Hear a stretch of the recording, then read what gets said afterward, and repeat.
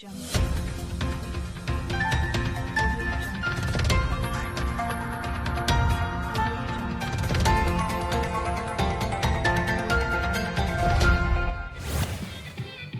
menjalani isolasi selama kurang lebih 14 hari di gedung KNPI Kabupaten Sorong Selatan, 12 orang pasien yang sebelumnya positif terpapar COVID-19 dinyatakan sembuh.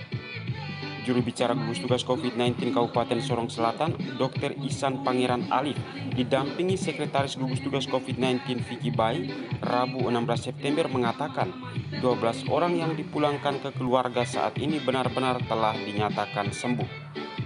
Kepolisian, Polres Sorong Selatan dan Kodim, yang saya hormati teman-teman dari Dinas Kesehatan Kabupaten Sorong Selatan, para petugas yang saya hormati, dokter dan perawat yang bertugas, teman-teman wartawan, serta saudara-saudari kita yang hari ini akan pulang di rumah mereka masing-masing. Syukur alhamdulillah pada siang hari ini kita disempatkan untuk menyaksikan bahagian dari proses perawatan yang hari ini 12 orang itu dinyatakan sembuh setelah melewati masa perawatan mereka yang seharusnya. Nah, perlu kami sampaikan bahwa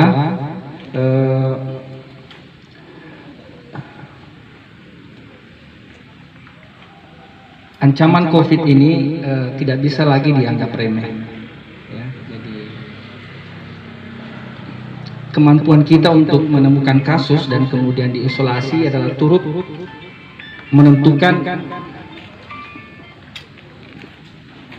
untuk menekan angka penyebaran. Ya. Jadi apa yang dilakukan sebetulnya gugus tugas dengan mengisolasi mereka adalah salah satu upaya untuk memutus mata rantai penularan. Ya. Sebab kalau mereka dibiarkan di luar tanpa diisolasi, maka kemungkinan pasien akan bertambah banyak. Nah, tentu kita bersyukur kalau yang terpapar ini dalam kondisi tidak bergejala. Dan memang dari data sebetulnya 80% itu yang terpapar COVID itu sebetulnya tidak bergejala. Dan berdasarkan rilis WHO itu sebetulnya dinyatakan itu tidak menularkan. Tetapi kita tidak boleh secara gampang mempercaya itu. Jadi seluruh yang terpapar, entah dia bergejala atau tidak bergejala, tetap harus diisolasi. Ya. Jika di rumah mereka masing-masing dimungkinkan isolasinya, boleh di rumah mereka masing-masing. Tetapi yang terbaik sebetulnya itu kalau diisolasi dengan pengawasan dari petugas medis.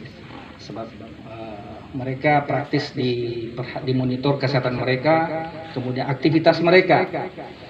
Ya, olahraga, kemudian booster ya, suplai makanan itu diperhatikan juga.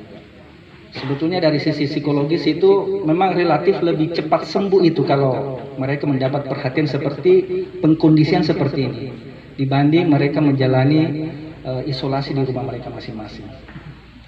Nah, perlu kita ketahui bahwa tingkat penularan itu sangat ditentukan oleh 4 faktor ya. Dan oleh karena itu kita termasuk yang sudah sembuh ini ya, tetap kita mematuhi protokol wajib itu. Pertama, jika keluar rumah harus wajib pakai masker. Kemudian kebiasaan untuk mencuci tangan dengan sabun dan air mengalir.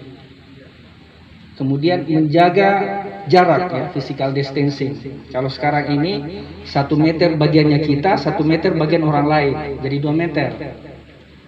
Nah, kemudian dalam situasi seperti ini kita harus menghindari kerumunan. 4 hal itu harus dihindari untuk bagaimana supaya rantai penularan ini bisa ditekan. Nah, selanjutnya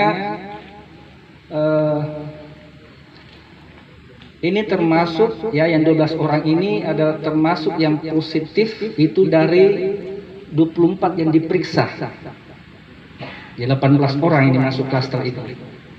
Ini masuk kontak erat sebelumnya.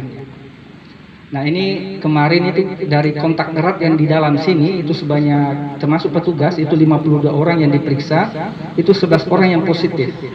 Jadi nanti kemungkinan kalau nanti ini keluar yang 11 orang itu oleh gugus tugas akan segera dijemput supaya di luar itu mereka dikurangi resiko penularan. Nah, selanjutnya kami harapkan melalui kesempatan ini bahwa mereka tertular ini tidak perlu dijauhi. Ini harus stigma jelek di masyarakat ini harus kita hilangkan, ya. Jadi semua orang mendapat kemungkinan bisa terpapar, ya. Mau orang banyak dosanya, mau orang tidak berdosa, mau orang jago, mau orang bisa terpapar. Jadi mereka terpapar itu bukan kesalahan mereka, hanya mungkin mereka di saat mana mereka lengah, di situ mereka terpapar oleh orang lain. Dan khusus untuk yang sudah terpapar ini, itu hikmahnya bahwa mereka kemungkinan itu daya tahan tubuhnya lebih dibanding orang yang belum terpapar. Jadi kita ini masih berupaya untuk jangan sampai terpapar. Nah, mereka ini sudah terbentuk semacam antibodi dalam diri mereka. Ya, jadi kalau mereka terpapar dalam 24 jam itu kemungkinan antibodinya akan bekerja untuk menolak itu virus. Jadi dengan asumsi kalau virus itu tidak bermutasi, ini sudah tidak akan kena seumur hidup. Kecuali virus itu bermutasi. Ya, tetapi prinsipnya bahwa mereka itu relatif sudah lebih kebal ketimbang orang yang belum pernah terpapar. Nah, inilah yang kami harapkan mewakili gugus tugas sekaligus pemerintah kabupaten mengharapkan kedisiplinan masyarakat dalam menerapkan protokol kesehatan supaya kita bersama-sama ya untuk memerangi ya penularan COVID-19 ini. Inilah yang dapat kami sampaikan pada kesempatan ini. Mohon maaf atas kekurangan dan kekhilafan. Billahi taufiq wal hidayah. Assalamualaikum warahmatullahi wabarakatuh. Dari Sorong Selatan, tim liputan Baleo TV melaporkan.